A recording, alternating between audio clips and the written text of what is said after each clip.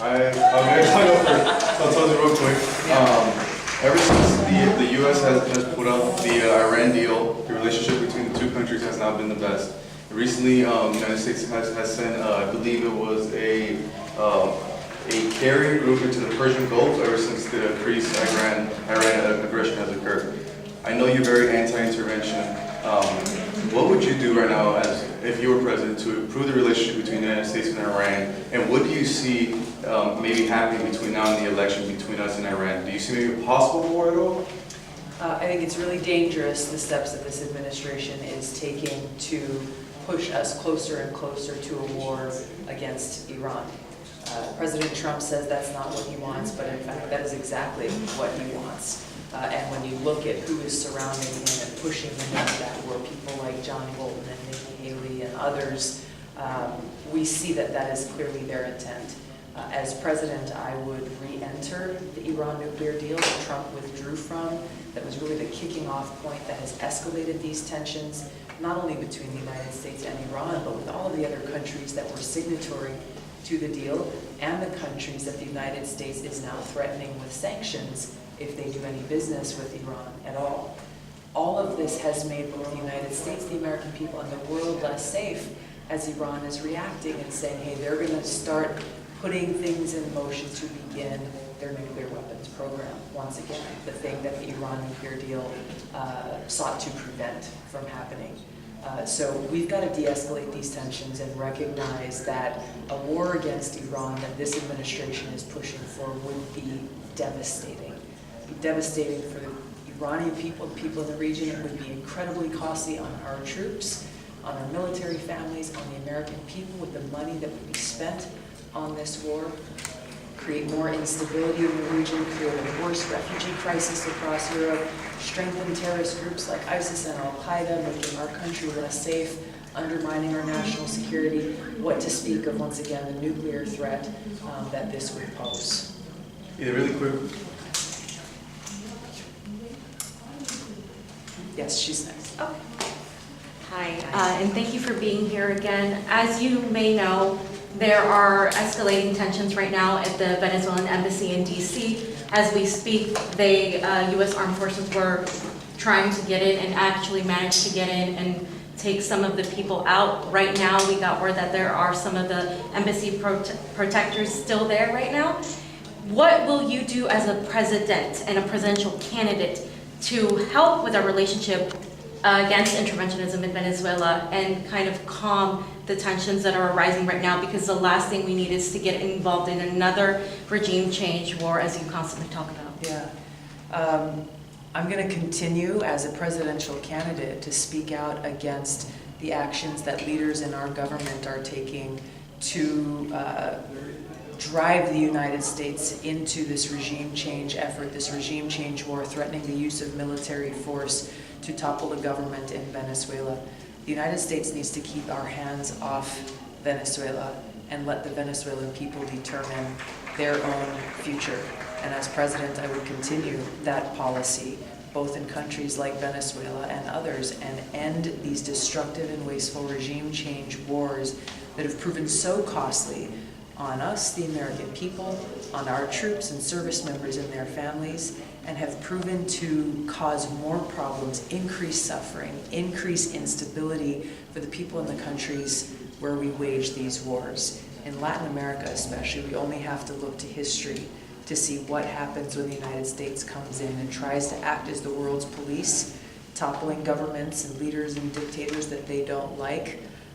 It is the people who always end up suffering the most, both in the short term as well as the long term. Thank you. Thank you. My question Do you have a is- question? Do you have a question? I do have a question. Just go ahead.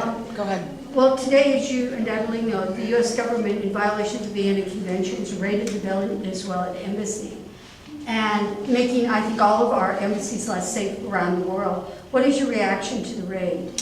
I'm not up to speed on exactly what happened there today, but I'm concerned for what we've seen happening progressively over the last few days and the way that those peace warriors have been treated there.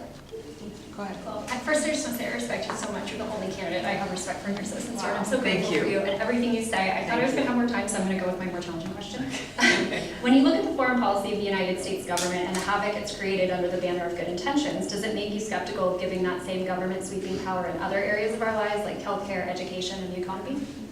I think what matters most is making sure we have the right kind of leadership in our government, that our government is fulfilling its role and responsibility, which is acting in the best interest of our people.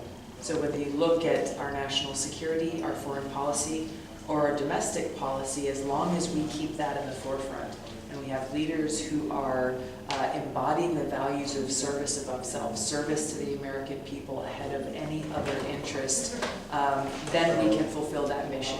If we have leaders, as we do now, who are undermining that mission by serving either themselves, their own political interests, their own political parties, special interest corporations, or even other countries and other governments, then this is where the problems begin, and this is why we're seeing the challenges that we see, both in foreign policy as well as domestic policy. And then to follow up real quick, I promise.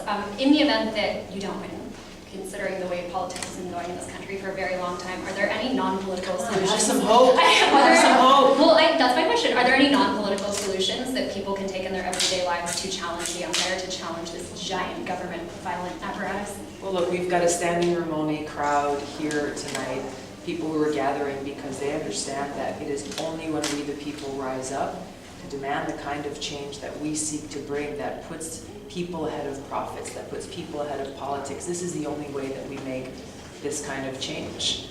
So yes, it's casting your vote at the ballot box. It's getting great people to run for office. It's making phone calls, sending text messages. It's being involved in helping to inform others about the issues that we face. There is so much that we can, that we must do to shape the kind of future that we need to see.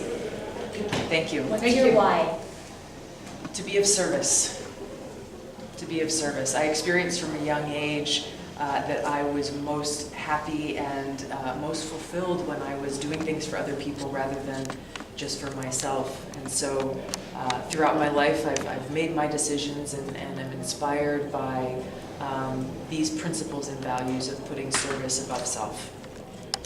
Thank you. So my very last question I have heard you say one of the things that I think we all find very interesting is in the speech you actually said that you actually get attacked mostly by Democrats and mainstream media and established Democrats and not Republicans. I've actually seen you go on a show with Tucker Carlson. You guys have almost agreed on a lot of things. What did you mean by, so you maybe explain to voters at home in the audience, what do you mean by you're getting attacked mostly by your own party and the mainstream media? That the issues that I am raising in this campaign are challenging the foreign policy establishment. We are challenging the status quo. We are challenging the military-industrial complex. And what we see in Washington is an entrenched establishment that have been across both political parties that have either benefited from or are working with those entrenched parties. So we are in our quest to end these regime change wars, to end this new Cold War and nuclear arms race, we're shining the light on the truth about how these policies have negatively impacted the American people, which is why we're seeking to change them. That's all we have time for. Thank you. Thank you guys, really appreciate it. Everybody out, please